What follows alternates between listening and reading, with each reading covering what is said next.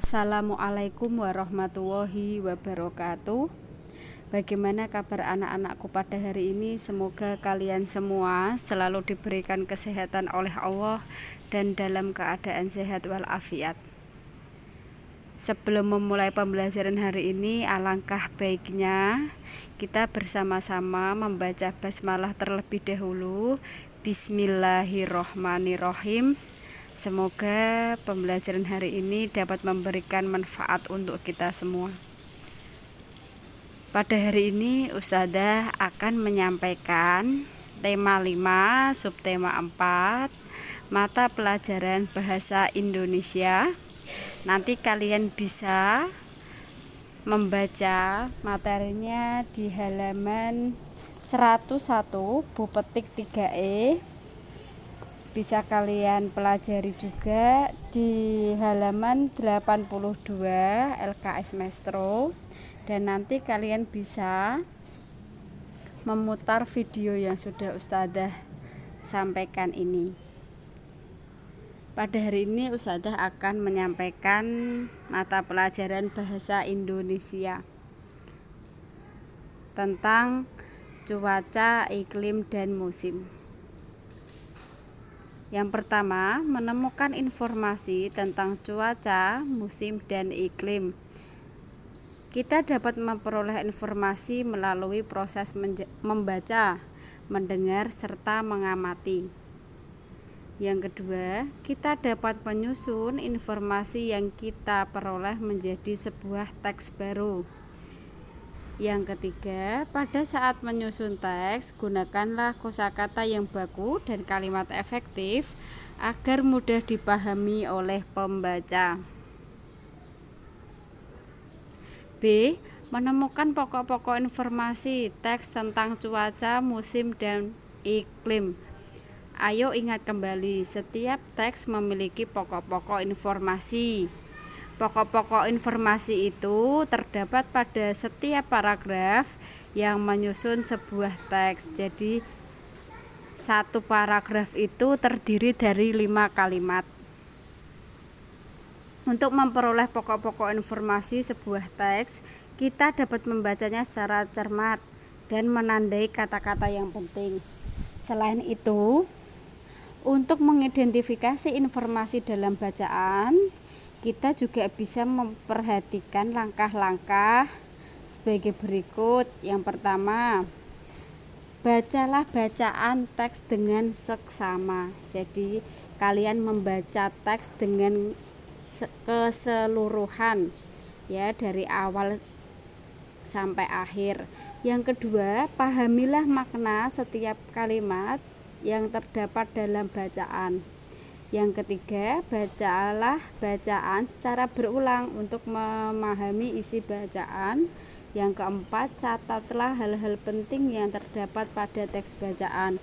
Jadi, setelah nanti kalian membaca keseluruhan dalam teks tersebut, kalian juga jangan lupa untuk mencatat hal-hal penting yang terdapat pada teks berikut.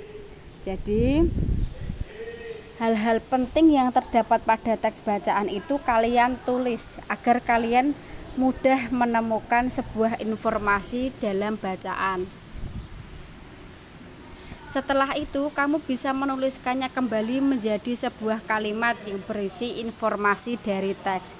Jadi dari hal-hal penting yang sudah kalian catat itu, kalian nanti dengan mudah akan menuliskan kembali teks bacaan yang sudah kalian baca menggunakan bahasa kalian sendiri.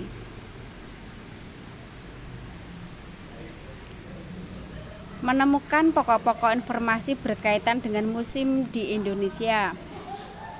Posisi geografis Indonesia berada tepat di garis khatulistiwa. Garis khatulistiwa adalah garis khayal tengah bumi.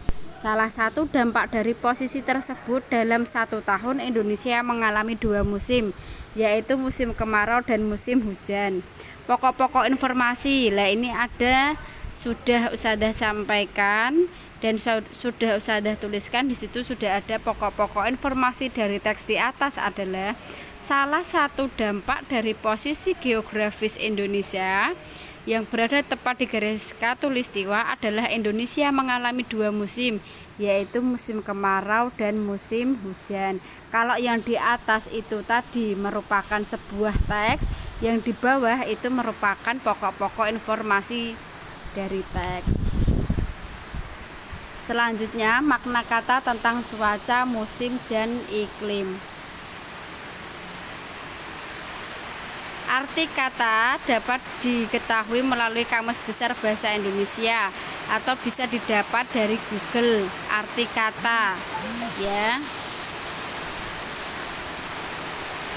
Cuaca meliputi wilayah tertentu saja, dapat diamati dalam waktu singkat, dipengaruhi kelembapan udara dan suhu. Sedangkan musim meliputi wilayah yang cukup luas dan dapat diamati dalam hitungan bulan, dipengaruhi oleh kondisi cuaca dalam waktu dan jarak tertentu. Sedangkan iklim meliputi wilayah yang luas, dapat diamati dalam hitungan tahun, dipengaruhi oleh letak suatu wilayah. Ya, ini makna kata dari cuaca, musim, dan iklim. Bisa kalian baca sendiri sambil kalian pahami. Ya, demikian informasi yang sudah Ustadzah sampaikan untuk pembelajaran hari ini. Semoga dapat bermanfaat untuk kita semua. Apabila ada yang ditanyakan, nanti bisa langsung japri Ustadzah. Semoga kalian semua selalu diberikan kesehatan. Jangan lupa sholat, belajar, dan mengaji. Itu saja dari Ustadzah, kurang lebihnya Ustadzah mohon maaf apabila dari tutur kata Ustadzah yang kurang berkenan. Semoga kalian mau memaafkan. Billahi taufik wal hidayah. Wassalamualaikum warahmatullahi wabarakatuh.